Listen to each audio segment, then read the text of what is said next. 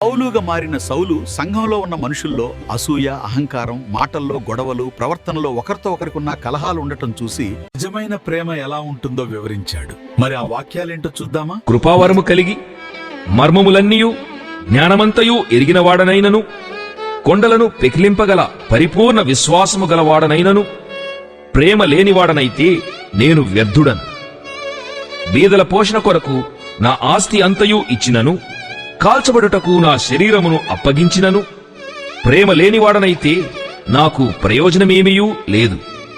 ప్రేమ దీర్ఘకాలము సహించును, దయ చూపించును. ప్రేమ మత్సరపడదు, ప్రేమ డంబముగా ప్రవర్తింపదు, అది ఉప్పొంగదు, అమర్యాదగా నడువదు, స్వప్రయోజనమును విచారించుకొనదు, త్వరగా కోపపడదు, అపకారమును మనస్సులో ఉంచుకొనదు, దుర్నీతి విషయమై సంతోషపడక సత్యమునందు సంతోషించును, అన్నిటికీ తాళుకొనును, అన్నిటినీ నమ్మును, అన్నిటినీ నిరీక్షించును, అన్నిటినీ ఓర్చును. ప్రేమ శాశ్వత కాలముండును. ప్రవచనములైనను నిరర్ధకములగును, భాషలైనను నిలిచిపోవును, జ్ఞానమైనను నిరర్ధకమగును.